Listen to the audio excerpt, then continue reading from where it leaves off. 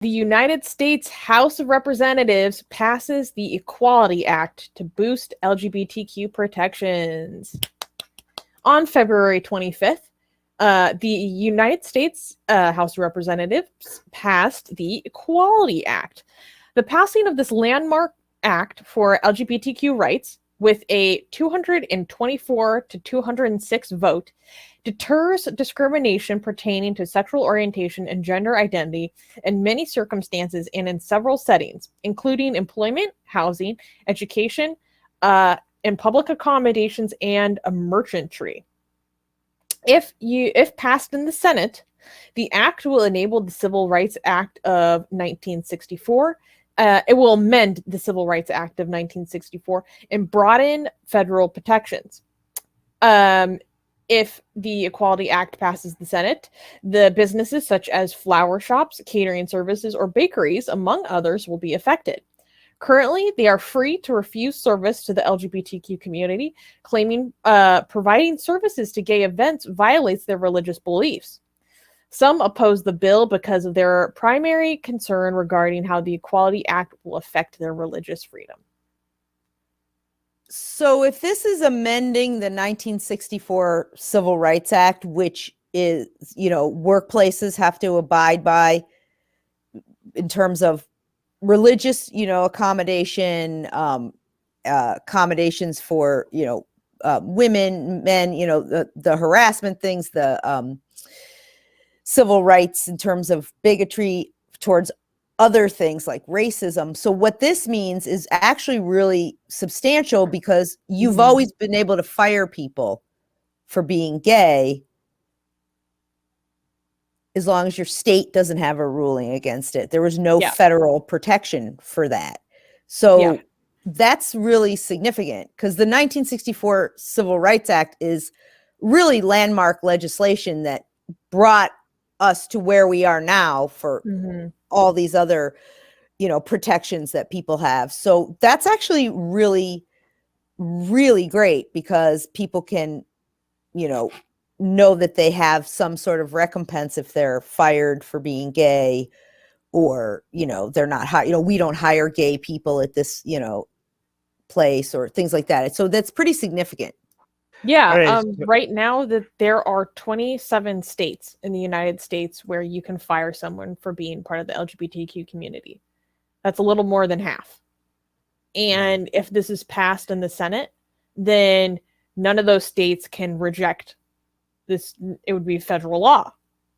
And it would cement these protections.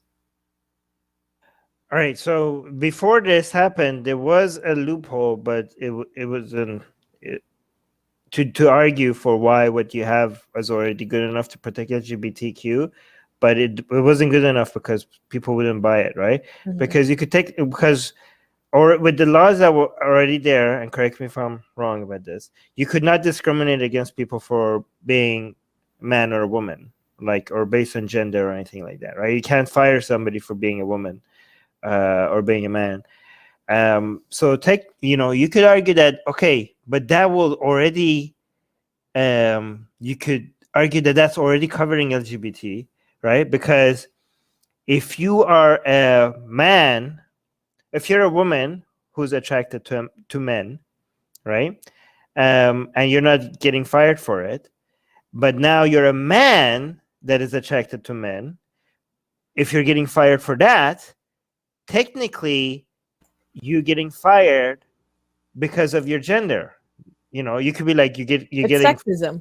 Yeah, it's sexism, right? Because right now this is better, because this is very clear. You can't fire people for being gay, but technically discriminating against people for being gay is also discriminating against them because of sexism. Because a woman being attracted to men wouldn't be fired, but a man being attracted to men is now being fired. So the only difference is the gender. So that was the But the argument, the counter argument, and how a lawyer, I would think, I'm not an attorney, but would argue against what you just said is, we're not firing them for being a man, we're firing them for their actions. Okay, but it's sexism you're not paying. that No. I understand that, but that's how they would argue that. Nope, that's not an argument. You can like men, but if you act on that, I'm not agreeing with the argument, but I know that that's the argument. I know you're not agreeing with it, but that's not an argument. Even the argument doesn't make any sense, because the act is the same. The woman being attracted to men and the man being attracted to men, the act is the same. So the only thing that is changing is the gender. So it is gender discrimination. So because you can't say it's the act, because the act is the same.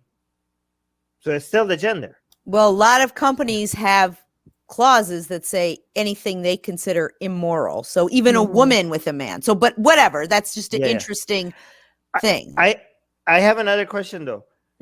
So I don't know how you Americans do law and stuff.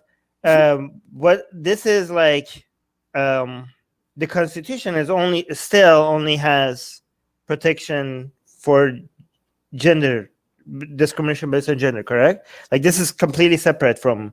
This is like a federal law now. It's not in the Constitution. Yeah, there's nothing in the Constitution. Yeah. Yes. No, but there is something in the Constitution right now that says that you can't discriminate based on gender. No, it's not in the Constitution. It's a law that was passed under the Johnson administration. No, I'm not talking about this. I'm not talking about this, right? I'm just saying with that. I don't understand your question. Okay, well, let me maybe finish my question. What I'm saying is that I don't know, I think that within Constitution there is some lines or something that makes discrimination against people based on race or gender unconstitutional. There is nothing like that? Okay, so it's not in the Constitution. I mean, women couldn't vote.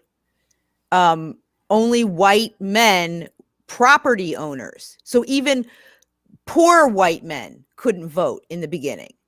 There's absolutely nothing that gives any kind of the protections in the Constitution are for people against the government infringement, but it doesn't mention any or privacy or property, but it doesn't mention. So that doesn't mean that's not in the.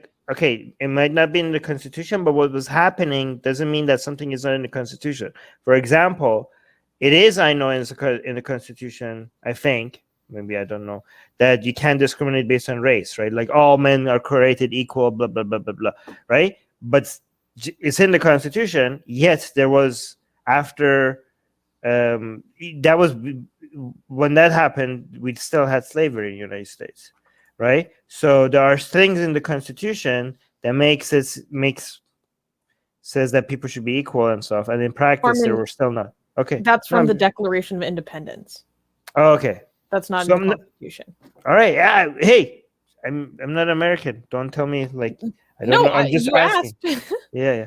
So there's nothing in the Declaration of Independence, or I really assume people keep saying it's unconstitutional. I really assume there's something somewhere there that makes it people okay. Well, all right. The Declaration of Independence isn't a law, right? And that's why I was bringing up the specific things that are in the Constitution that protect people from, the government infringement on their property, their person, their privacy, their free travel. All of those things are because they talk to the right to address grievances, the right to assemble. But nothing that says the right to be free from discrimination based on, class or race and you also have to remember that when they're talking about those things, they're talking about it in the context of only white landed men who own certain amount of property. I think what you're thinking about one of the closest things that comes to my mind is the 19th Amendment, which is, quote, the right of citizens of the United States to vote shall not be denied or abridged by the United States or by any state on account of sex. And that's this is women's suffrage. Right. And that wasn't until the 1920s. Yeah. So you're talking, 100 plus years before. The 15th Amendment to the United States Constitution prohibits federal government and each state from denying a citizen. This is 15. The right to vote based on citizens' race, color, or previous condition of servitude. Okay, so that's the slavery, but that wasn't in originally. That was after. I know, but I didn't say originally. I said overall. So there is some protections in the Constitution against discrimination by race and color. So there is something voting. there For voting, not for anything else. That's okay. But there are some language like that there. Maybe right for black men only cool. at this point too. We have to remember. Right. Okay. So it's not like out of question for the Constitution to have language like that in it. Like it's not just like acts and laws. There is precedent for that. That's 65,000 Americans had to die for that to happen, and they killed each other. So it's very interesting. It wasn't easily won. Yeah, but I mean, it should be noted that this still needs to pass the Senate. So this isn't official yet. Okay. What's the chances that the Senate is like more conservative by nature? Yeah, but they're tied, and the vice president is she's the president pro tem of the Senate, so she can break the tie. Yeah, and I'm guessing she would probably be for it. This is why you need to vote, people. Anyways, we need to move to the next. So hopefully this passes the Senate. I think some analysts are saying it has like a pretty good chance, but we shall see. We shall see. And also subscribe to our newsletter, because if we get removed from all these platforms, at least we could reach out to you. And guys, by the way, if you subscribe to our newsletter, you get a free copy of where's your copy, Susanna? Get it. We're doing promotion. You get a free, it's not even promotion, it's free. Okay, so if you subscribe to our newsletter, link in the description, you get a free copy of Why There's No God. Come on, like I'm handing it out for free. Okay, it's a bestseller on Amazon, and you get it for free. So subscribe to our newsletter, and you get a free copy of Why There's No God sent to you. Link in the description.